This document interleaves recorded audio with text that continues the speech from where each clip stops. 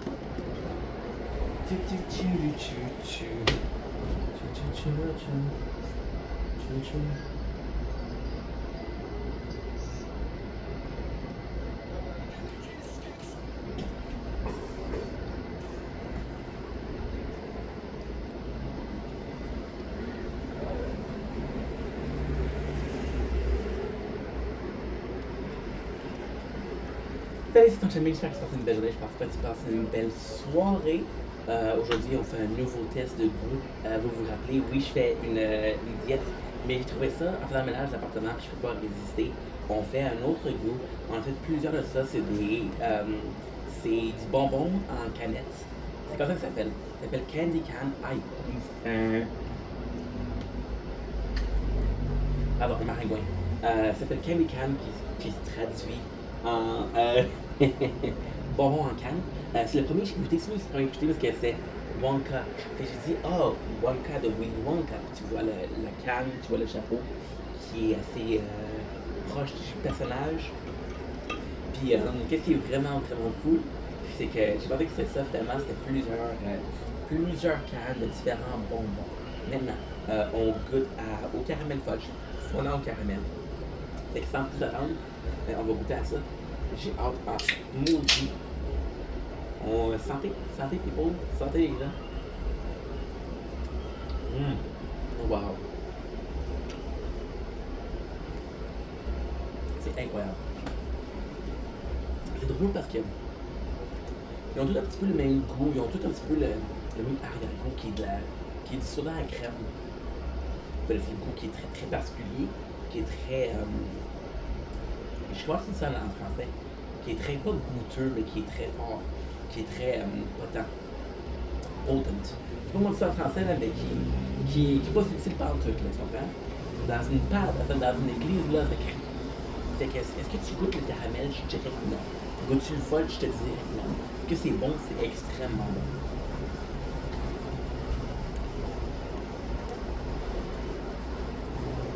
Là, je goûte pas par tout.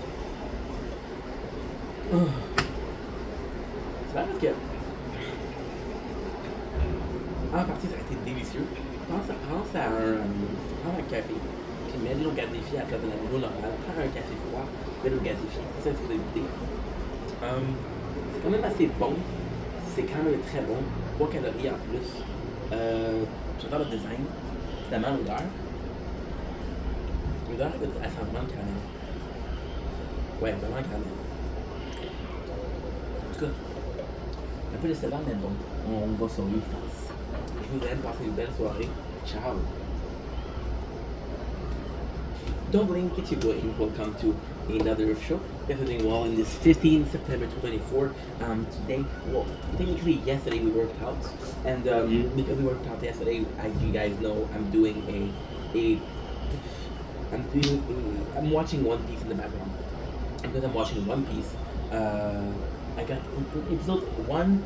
Technically, I was supposed to do from 1 to 3. I made a mistake. It's a pretty stupid mistake too. So I was doing 1 set per episode, but this is Y3. I skipped the what do we call it? I skipped the intro. So episode number 2 and number 3, if you put them back to back, it's very close to what we're trying to do. Bonjour.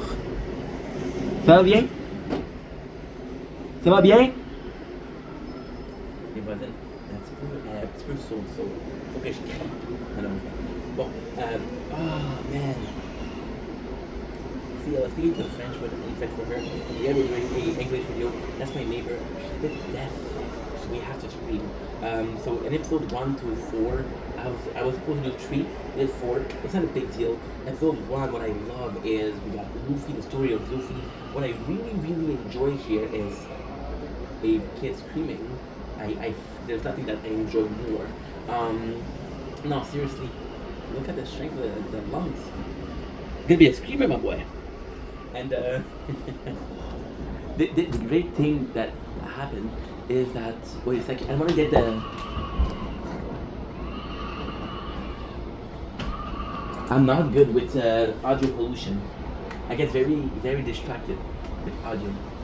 So, episode number 1, I think it's almost perfection. We have another character.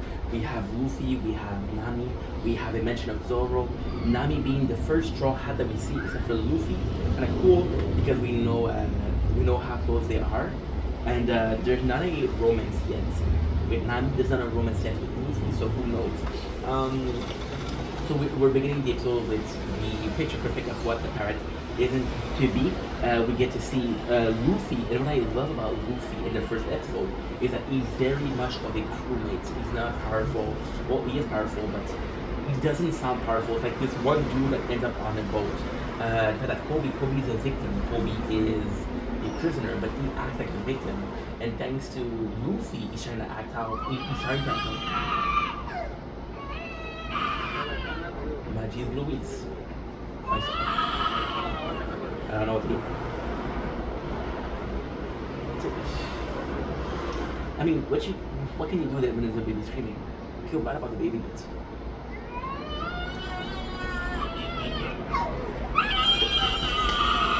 why don't do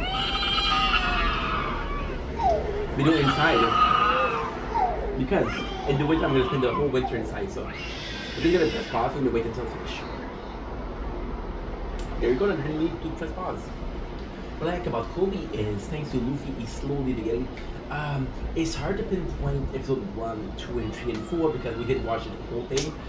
Then we see that Alderashi is the main character, well, not the main bad guy in this episode.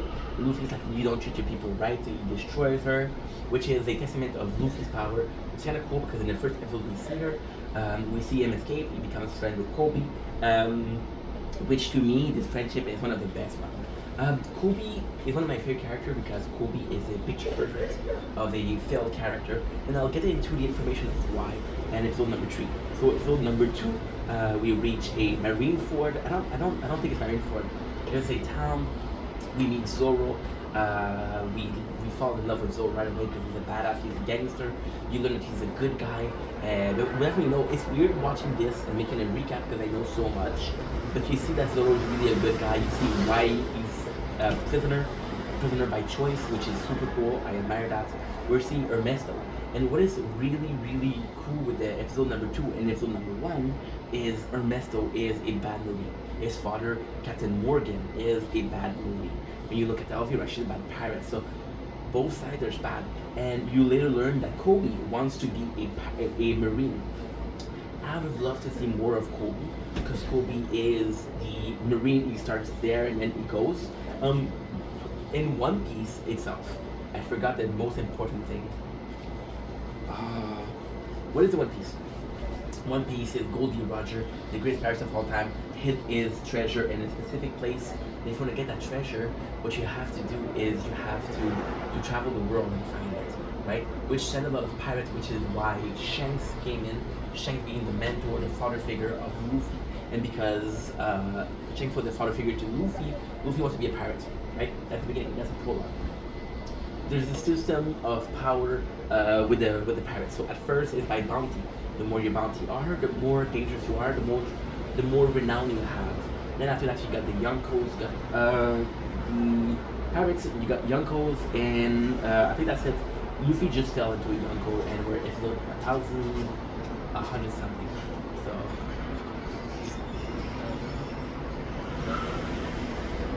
that's pretty much it. Now, episode number 2. We heard the truth. We heard that Zoro sacrificed himself. We see that the Marine is good. And what I love what I really enjoy is that Luffy is not like, oh, fuck the Marines. It's like, no, it's about Marines, it's about pirates, which is everything. Which I really enjoy. There's a couple of Marine people that Luffy is gonna become friend with, and I really, really fuck with that because, again, that's the entire world of One Piece. Even when they manage to defeat Captain Morgan, there's a bunch of things. Zoro respects Luffy for his strength. Zoro protect Kobe for his strength. Even then, the Marines are like, I know you're pirates, but you didn't help us, so we'll let you leave, but you have to leave right away. And what I love is there's a cool, really, really, really cool scene with Kobe. Kobe is like, I don't know if I can be a Marine, and then you see him with the pirates. So Luffy's going to sacrifice their friendship to say, hey, you're not my friend, I don't fucking know you. That way the Marine take him. And what is really cool is the Marine's like, yo, you got a really good friend. So you see that the Marine has a respect for Luffy. And it goes to show that Marines might respect some pirates. Some pirates. Now, the problem with this theory is Luffy is significantly not a pirate at this point. When Zoro joined in, he has a pirate ship because he has a crew. But for now, he's not a pirate. I don't know what I would call Luffy. There. I'm gonna be quite honest, and people, you can hate on me, I don't give a fuck. Before they get the Thousand Sun, before they get the Going Merry, which is after the village, I don't consider them pirates. When it all falls together after. So you got a crew of Usopp, Nami, Zoro, and Luffy. They have a ship, which is pretty good. Then we're going to see Sanji right away after, and it's nice. So finally, to number 4. What is perfect is I fucking love this. I'm watching a lot of Berserk right now because I'm just craving Berserk. I saw a couple of edits, so I had to watch it. And what I love about Berserk is it started off when the main character is an asshole. Like, why are you doing that? And then you got the second arc, which is the Golden Age. Basically, when Guts, which is the main character of Berserk, was a nice guy. I like seeing that we have Shanks. We like seeing why Luffy's the way he is. Seeing Shanks probably one of the best episodes, but I don't know. You see, the first time I watched this, I was like, why haven't they put? Because in the manga, I think in the beginning is a Shanks. I'm not sure, but I'm pretty sure. It's like, why the heck they didn't put this? When they introduce you to the world of One Piece, then they want to introduce you to Luffy, the main character. And yeah, that's the 4th episode of One Piece. Very chaotic. I'm possibly forgetting some things, but again, I don't think a recap should be perfect. I don't think a recap should be on paper. A recap should, in my opinion, of course, your opinion can be different. A recap shouldn't give you a spoiler. A recap should, well, you're watching the episode, obviously you're spoiled. A recap shouldn't be perfect. A recap should be a complete true. A recap is just for you to want to watch the movie. It's just about talking about the subject, right? On that note, I love you. Chimaru. I'll see you guys soon. Take it easy. Peace. Don't blink, it's your boy Hank. Welcome to the show. If you're doing well, you guys are having a wonderful morning, afternoon, evening. We're doing another review on the 15th September. The sun about to go down, but I still have a time. We have a couple of minutes left. Ooh, my apologies, disgusting. My apologies, disgusting. Delicious. So we're doing Dexter season 1, episode 1. You see, I'm sorry for swearing, but I'm a slut. Yeah, I'm a complete slut. The reason why I'm like that is because I'll spend time on TikTok and I'll see a couple of edits of a show and I want to watch this. So in March, that's my job. In April, I wanted to start watching Dexter. Then I came back on Netflix. I saw a couple episodes. I'm like, not really. Then I saw a couple of edits of Dexter and how good the show is, and I gave it another chance. So with Dexter, we have a very good introduction. The first episode is amazing. We already have, in the first couple of minutes, we have a killing from Dexter. Who is Dexter? Dexter is a police that kills killer. So Dexter has this, it's not clear what he has, but he has to kill. And we'll continue with the story and then you'll see why. He's a police officer. So the first thing you saw is the beach. We're in Miami. We got right away. Dexter is the first episode is good. It's cringe, what we love. So the very first episode, we start with. I wrote that took note. Thank God, because I don't remember. We have the first kill again, which is a guy that takes advantage. So it's a guy that runs a choir and takes advantage of the little boy in the choir. So Dexter kill him. We have the sister. So the first one we see is Dexter is a police officer. That's about himself a little bit. And the only character in the show that's about is his sister Debbie. Him and her are super close. We learned that Dexter was really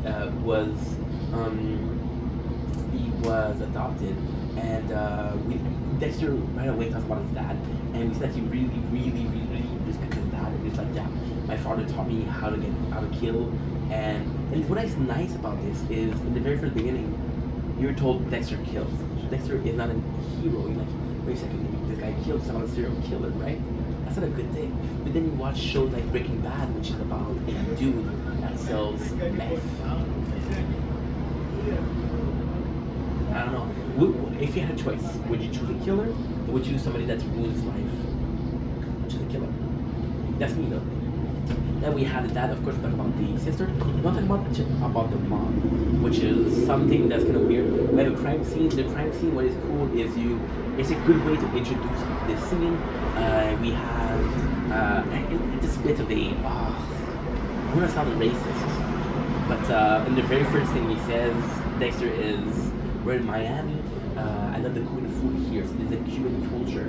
And the first kind of cool cop we know is a cop. Well, I don't know if he's a cop. He's part of the police force. I don't know if he's a cop himself. He's a Cuban, and they make him talk Spanish. They make him talk a couple words here, a couple words there. That way, we know that he's Spanish. Oh yeah, this guy's laughing. So we're gonna make him speak Spanish, right? There's this boss, which we meet everybody except for Oaks. Oaks is super important. We have the we have his boss, which I can sleep with him. So you see that Dexter is quite charming. You see that Dexter blends in properly. You see that Dexter is liked by his peers. Might be a killer, but he's with cops, and he's liked by his peers. We talk about with him and his sister. His sister, the actress, is really pretty, by the way. They have this really cool relationship. See, there's time in the very first episode where Dexter talks about himself, and Dexter is like, yo, I'm cold, I don't feel a lot of emotion, I'm weird, I don't like people. There's a lot of time where Dexter talks badly about other people, and in the first episode, there's two people that he kind of likes. The first one being his sister, the second one being his girlfriend. No, his girlfriend has kids, and he really likes the kids. He's a good father to them, he's a good father figure to them. We don't know if that's part of the thing with Dexter is he's a killer, but he plays a character that's not a killer. So he has to pretend like, oh no, I'm not a killer. So you see him act properly, you see him act like a nice guy, but you know it's an act because he is a killer, which is confirmed in the first minutes of the show. We have Oaks and Dex. Oaks is the only person, he's a cop, and you can see that right away, he doesn't like Dexter, which is kind of cool because Dexter presents itself as the same formula of NCIS. So the same formula as NCIS, you got a episode, a case, multiple suspects. Dexter is an episode, a case, an episode, a case, an episode, a case, right? My apologies. And Oaks seems to be the villain in the story because technically the villain here is Dex because he kills. Oaks is another police officer, but Oaks does keep Dex in place. And the nicest thing here is that Dexter knows that Oaks has a bad feeling about him. Dexter knows that Oaks is onto him. We have the murder, the lore story. So basically we see his father, he saw him kill a couple of animals, and he's like, why are you doing this? I can't stop that. His father is a cop. He said, yo, I understand, I'm not judging you, I'll help you. We don't know how he helped him. We don't know how he does. We talk about a Harry code. We don't know what the Harry code is. Harry being his father's name. Okay? Because, okay, right. We see sorry, my mistake. We're seeing the murder lore story. So, we have a murderer. What is the cool thing is you got the police officer that are doing a scene, and Dexter knows who the killer, so he kills the killer. Which again, the goal of the show. We know that he kills hookers. So his sister being a hooker. What is kind of cool is they don't show it, but his sister plays a hooker to get close to the investigation, and the guy kills only hooker. So it could be seen as, oh, his sister is in danger of being killed, and that's why Dexter is so protective of her. Because there is a relationship. His sister, how can I say this? There is a relationship with them, and you can clearly see that he has an older brother. You can clearly see that she comes to him for help. Doesn't come to her for help. She does help him, but she doesn't know. She gives him information without knowing. See? I cannot stand audio pollution. It makes me go nuts. All those people are gonna die at the same time. My hunk. Understanding killer.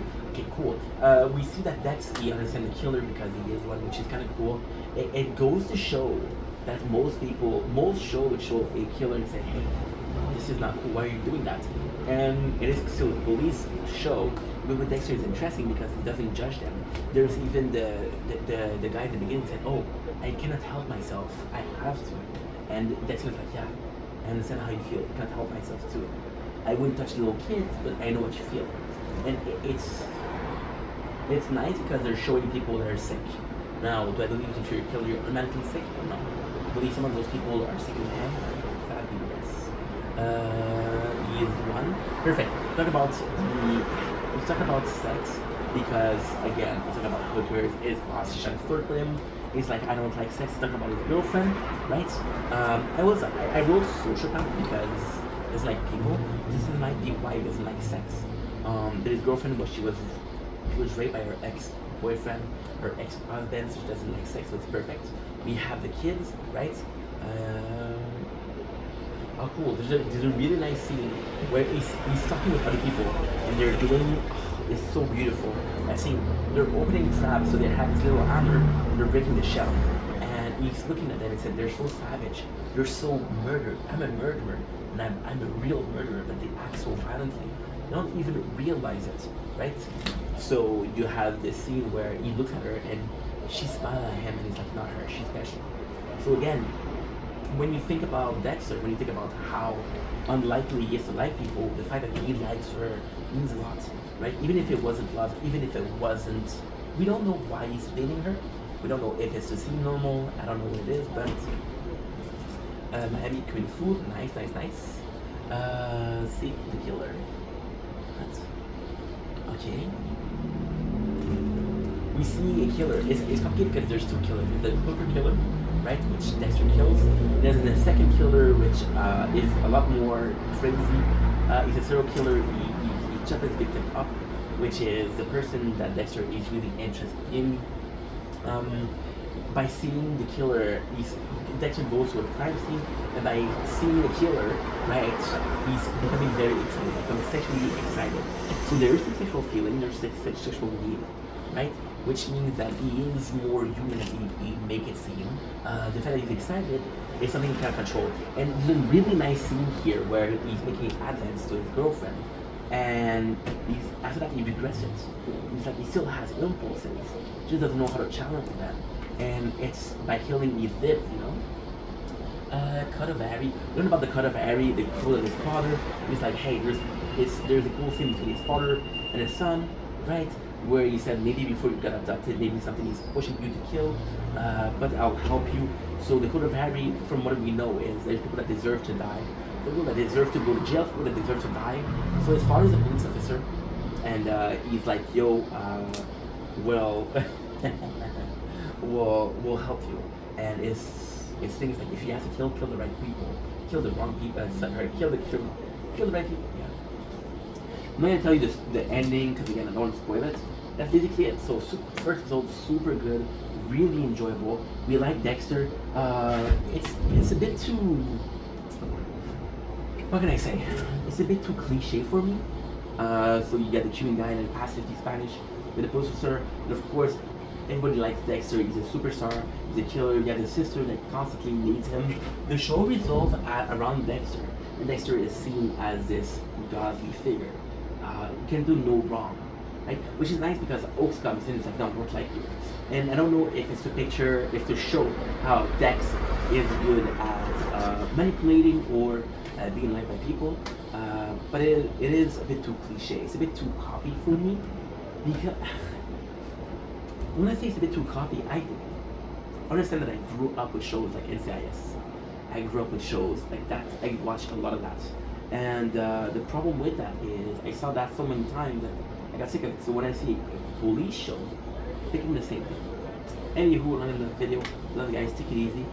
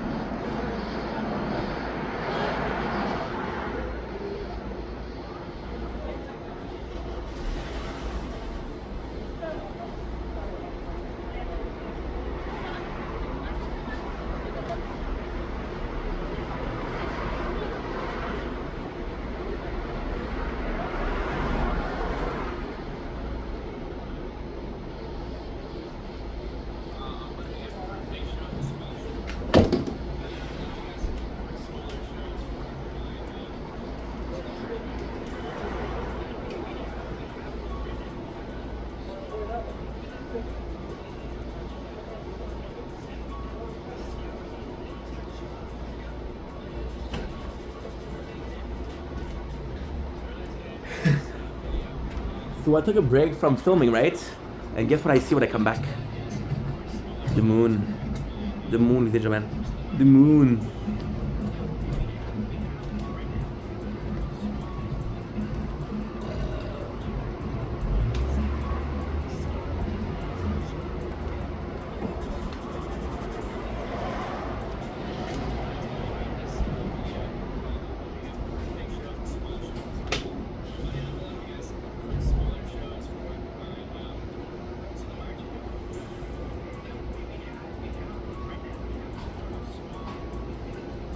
Beautiful.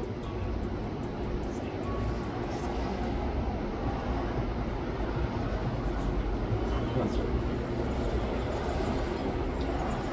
In your head, in your head, yeah. You're only.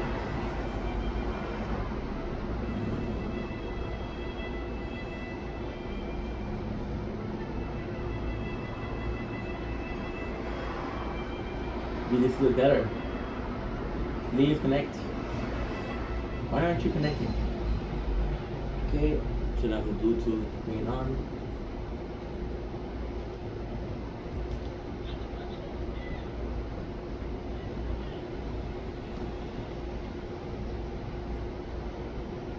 In the ground my way, listen, listen, vain.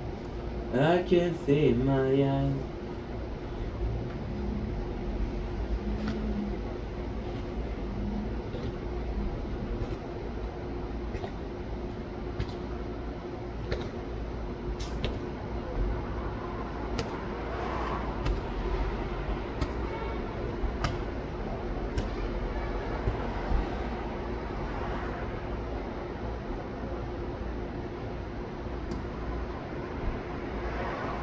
Don't blink, it's your boy Ing. Welcome to the Vocal of the Show. Hope you guys are doing well, because you're having a wonderful day.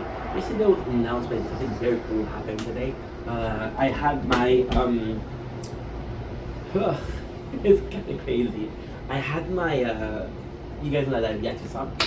By the way, we just reacted to Emptiness Machine and they're crawling in my skin from Linkin Park. So that's why I'm talking about reaction. And my first episode of reaction, which was wholly from nothing nowhere, got copyrighted badly. I did a copyright appeal and we won. So episode number one of the song React is actually now disponible en français, available. Episode where I get very emotional. It's a song. There's a reason why this song is episode number one. There's a reason why this song means so much to me. I'm not gonna tell you why, but if you were interested, go look. It's on YouTube. Love you guys. Peace.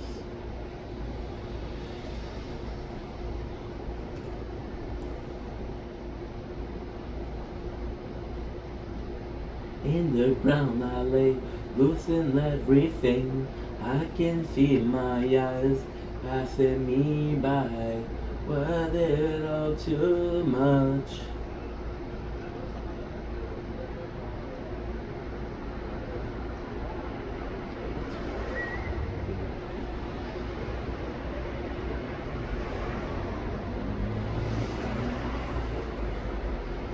Please, just let me go. Oh, yeah, yeah. If I did this instead. Okay, so I have to do it. Does these work? 5, 4, 3, 2, 1, 0.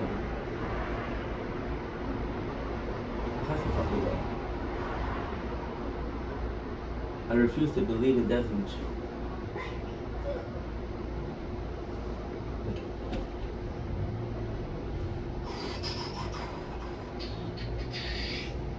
Choo. Ah. Okay. Was it all too much?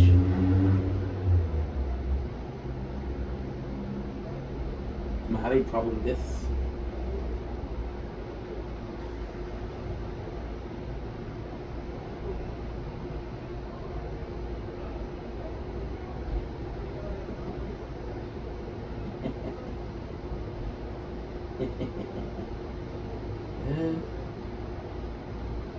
Top of view. Good. Good.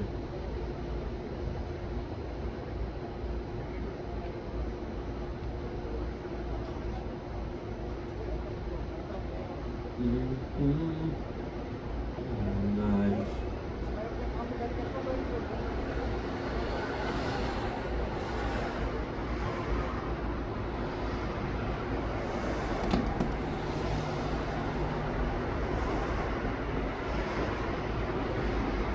Don't blink, it's your buying. Sorry about using the camera instead of the mirror application that we usually use. It's not, I don't know why it's not working. So what I'm gonna do instead is gonna be using the camera. I'm gonna try to hide out the photo and video. I do appear, not a big deal. We're reacting to a song today. We're reacting to Emptiness Machine. Now this song came out 9 days ago. There's a reason why we waited 9 days. I was supposed to wait 10 days, but I had no content today. The reason for that, I wanted to tie down. Everybody's gonna do a song, everybody's gonna do a react, and then you're supposed to be like, oh well, this person said this, I agree with them. No, I get to do my own reaction without being influenced by other people, because guess what? If your reaction is influenced by other people, then it's not a reaction, it's a collective reaction, right? Apologies for the noise, I cannot control it. So we're gonna do the official music video. When we do a react, we do two things. We're doing two things. We're doing we're reading comments.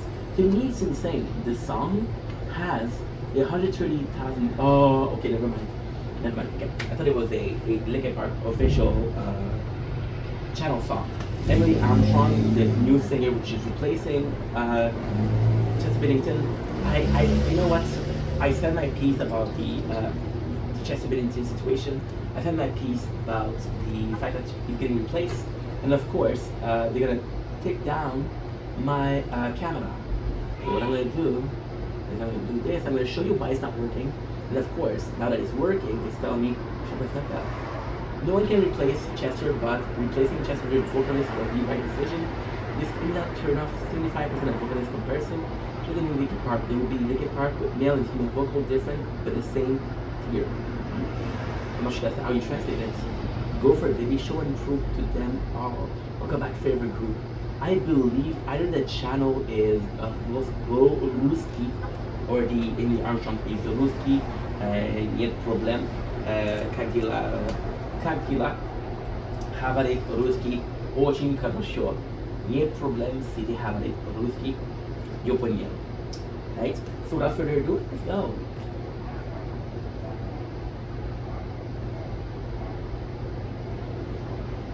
Of course, we have to touch the screen, and now because we touch the screen, I'm gonna appear correctly. Just fucking work. I'm not asking for much. Oh, please, baby, please. Oh, before I go, was there something you could have done to make your heart feel better? Okay, that's good.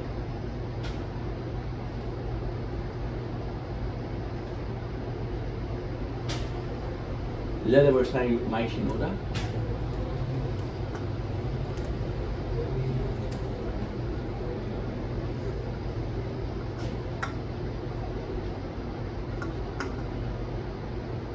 We're recognizing the style of Linkin Park. It's very low lyrics in the beginning. If you look at most of their songs, they start off very slowly. Look at their classic. You look at Numb. You look at Faint. You look at no, not Faint. You look at Numb. You look at Breaking the Habits. You look at Runaway, Definitely the Connection, and There is Sky of Dust. So this is their trademark, and we're here for it. I'm excited. I'm actually excited. I haven't heard it once.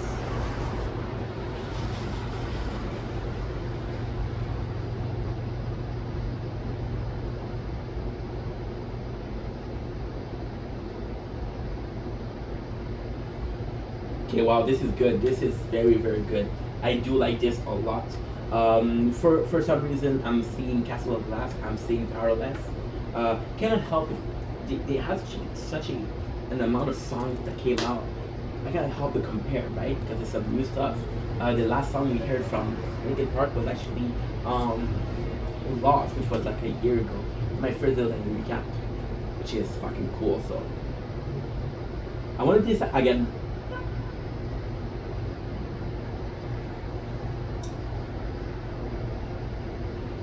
So far, so good.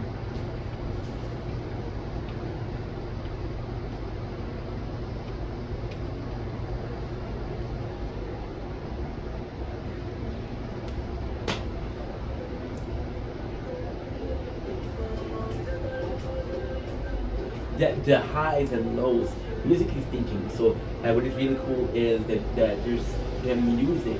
So the way Mike sing is harmonizing. We harmonize with the music. So the fact that the music goes lower, push it, make it seem like Mike has a lower voice or a lower tone or a lower kind of vibe. But it's just the music, and because it's accompanying the music, it does sound this way. He just has to do this, right? You gotta have a clear line, and you gotta do like this. You're still seeing the line. You're seeing both lines. Like, okay, well, they're still together, right? It's not like if you had two parallel lines where it's like a baritone tone, not baritone tone, but screamo with very heavy metal, or a rap with a very dubstep beat.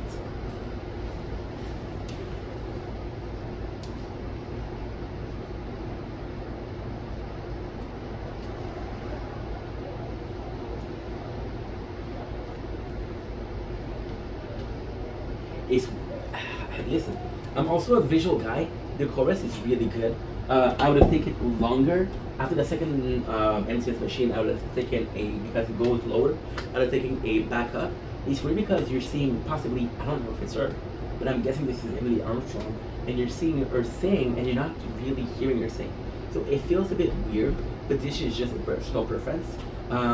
If, for example, I really enjoy if we're looking at old Linkin Park.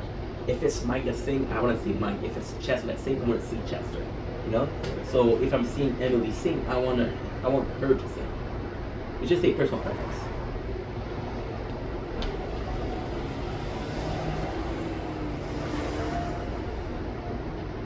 I'm much gonna bet that the next song, the next verse is her.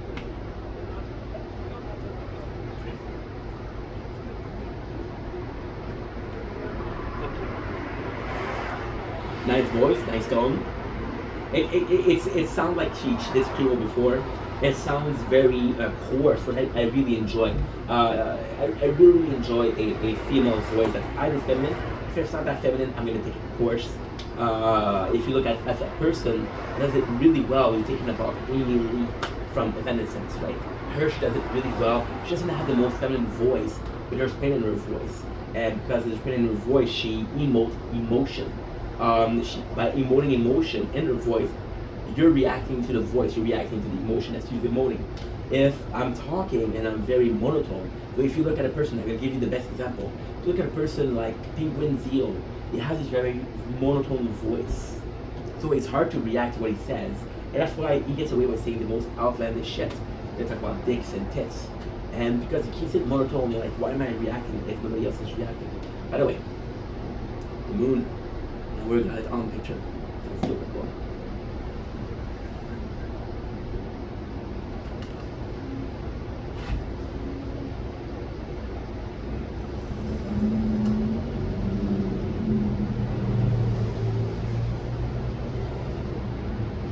Really like this. Feels a bit slow. It does feel a bit slow. So far so good.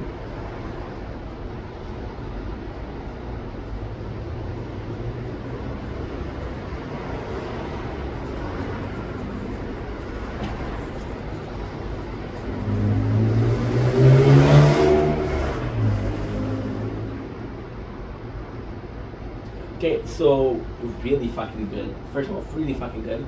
I did find her verse a bit too slow. So with Mike Shinoda has a very fast voice. So if you know the past of Mike Shinoda, he used to be in a band called Fort Minor, which is I'm a big fan of Fort Minor, from Kenji to remember the name.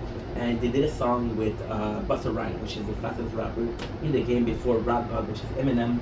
So Mike Shinoda has this very fast voice. So when it's a turn of Emily, when she sings, she doesn't sing so slow. But you compare it to the first verse, which is again very slowly spoke.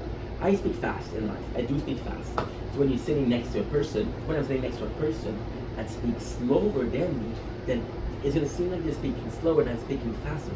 When the distance in between the speed of the speech could be different. However, I have to say, voice-wise, she killed the chorus. I preferred her. I preferred the way she sang the chorus than Mike. Sorry, that's it.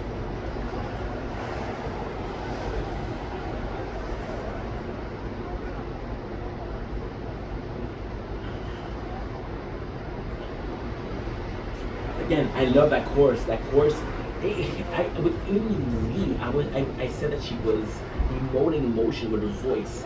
To really make you see this is pain. This is not necessarily pain, but this is strength. You have a coarse voice. You've been through shit. That's what I meant by pain. You've been through shit.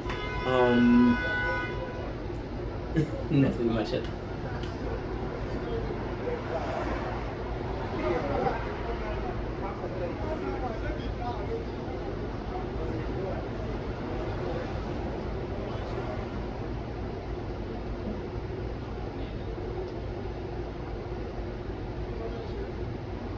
Okay, that's really interesting what it did. It's really interesting.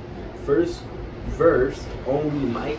Second verse, only Emily. And we're singing together, which is really cool. I fucking love this.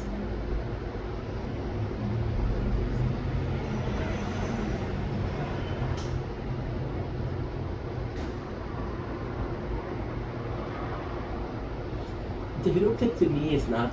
It's kind of weird. Because you're seeing Emily go super hard and you're seeing Mike go super hard, but when you listen to the lyrics, it doesn't go super hard. So again, the past, I'm gonna see a song like Faint. Faint, they're literally in front of a crowd. You got Chester throwing the water, and Faint in itself is it's a very intense song. We did a cover of Bleed It Out, right?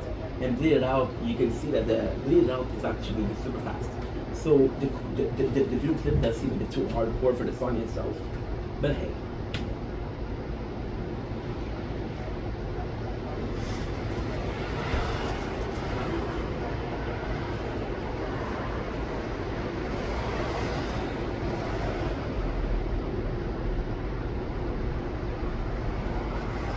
I do like her voice. I really like her voice.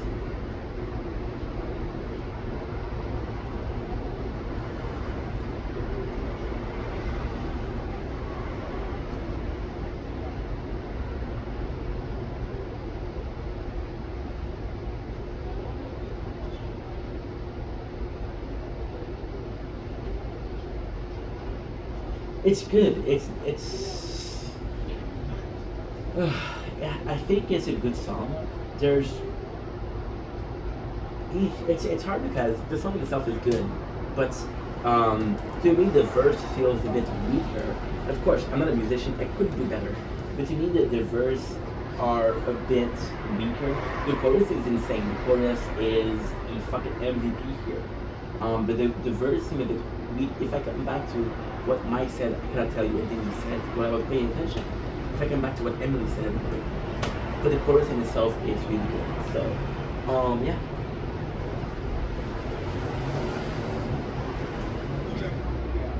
Uh,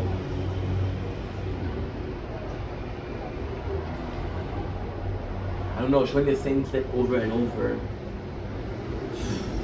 I mean, the song was good. It's a bit disappointing. It is a bit disappointing. I'm not gonna lie to you guys. I'm not here to lie to you guys. I'm not trying to lie to you guys. It's a bit disappointing because you're used to some greatness by Linkin Park. The song itself is good. It's not great.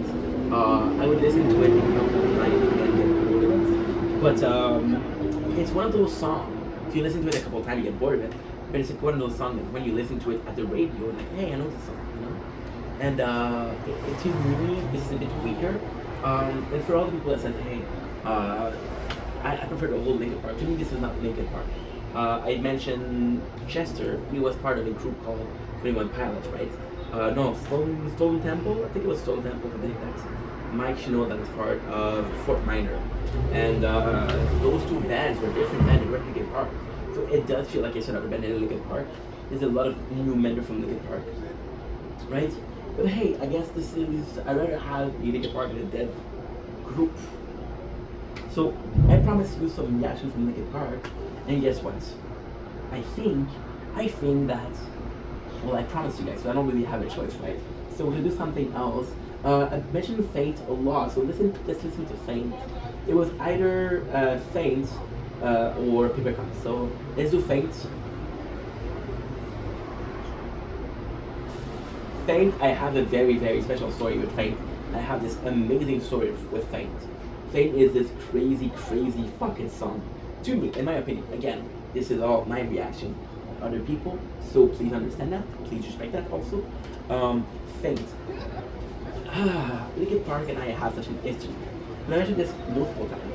I was in daycare and grade school, so I was possibly 11 or 12. And the album Meteora came out with something like What I've Done, Somewhere I Belong, right? Which was amazing. And we had a daycare, and on Monday it was the guys, on Tuesday it was the girls, on Wednesday it was the guy, on Tuesday it was the girl, and on Friday it was the daycare thing. She's cute too, she's cute. Julie, oh, she's hot. Whew. Charlie. Those people are screaming, huh? Well, I'm screaming too. And Linkin Park was a band that we discovered thanks to the people that came in. I didn't speak English though, so I didn't understand what they were saying. Linkin Park was a band I rediscovered later on in life.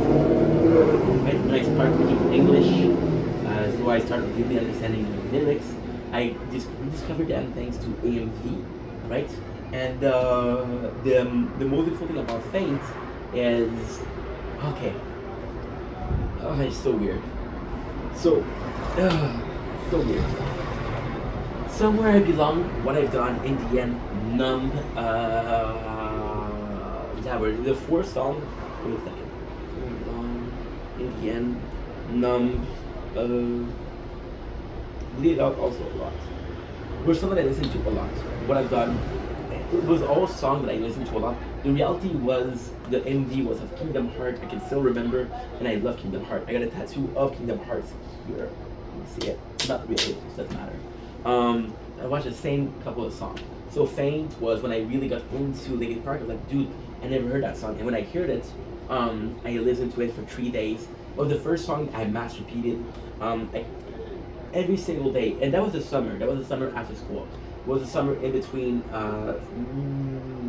yeah, it was after school. I don't remember what years, but see, and Faint, I listened to it every single morning. When I woke up, it was Faint. So let's see the comments. We're gonna do three.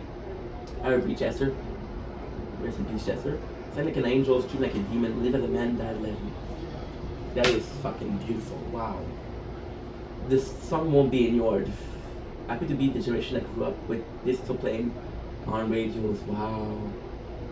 People still worship that guy. So without further ado, let's go.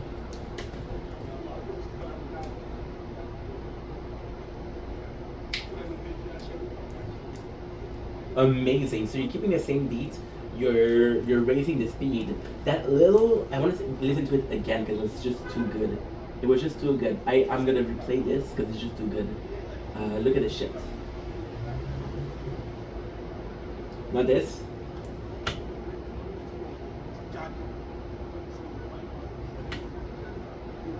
Yo, the fact that they had the drum. You see, this is the same lyrics, it's the same shit song. But they had this drum and it's amazing. One of my favorite songs ever is Comatose from Ninetales. And Comatose to me is a masterpiece. The Comatose, you start with one instrument, then you add an instrument, and then at the end you have 5 instruments. Right? With the same lyrics, it's 5 instruments and it sounds beautiful. I love when they do that.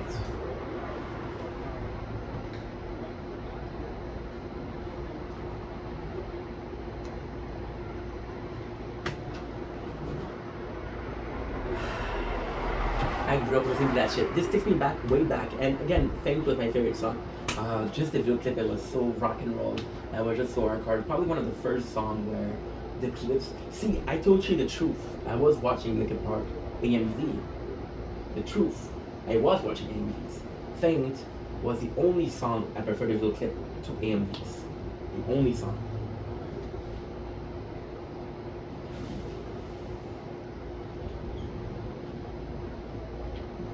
I still remember the lyrics by heart. A little bit of disregard and for pain, but I can't help the fact that everyone can see these scars. Everyone can see these scars. To me, this lyric speaks, you know, as a kid it was just cool. As an adult it was just a good song. But then I got hurt, right? And personally I got hurt, my feelings got hurt. And you're wearing those scars and it's a thing, are you willing to wear those scars and be proud of them because they made you evolve? Or are you aware that people are going to be judging you for your scar? I'm seeing a lot of people that SH, I'm not going to say it because I don't want to put people in that way or in that direction. But you're seeing this car that he did to himself, and you judge them for that. But that's how much pain they had. They cured themselves. It was beautiful. Like, no matter what I do, I can convince you the truth that this is real. I let go, watching you turn my back because you always turn away and pretend that I'm not. But I'll be here because you know that I'm God. So, what people don't know is Chester had a very toxic relationship. Was a victim of abuse, sexual abuse as a kid.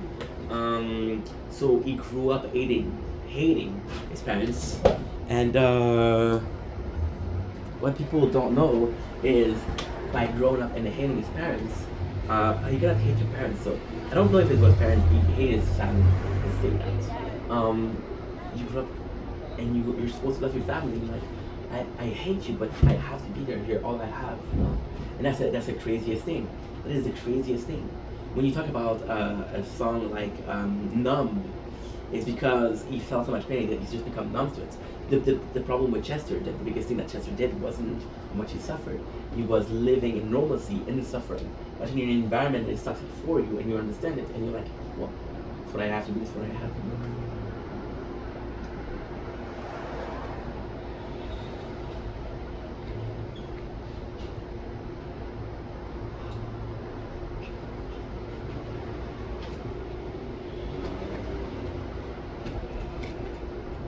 what I love about this chorus is, if you look at the lyrics you just said, you know, he's acknowledging those scars, he's acknowledging that pain, he's acknowledging the fact that he went through shit, and it's like, yes, that was the guy, and this is the time where I self-recognize myself.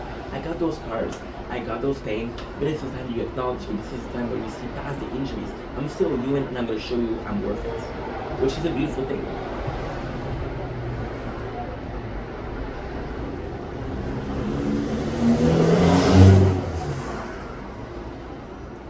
The fact that you have Mike and you can clearly recognize the voice of Mike, and you have Chester, and they used to have such a teamwork, I fucking miss that.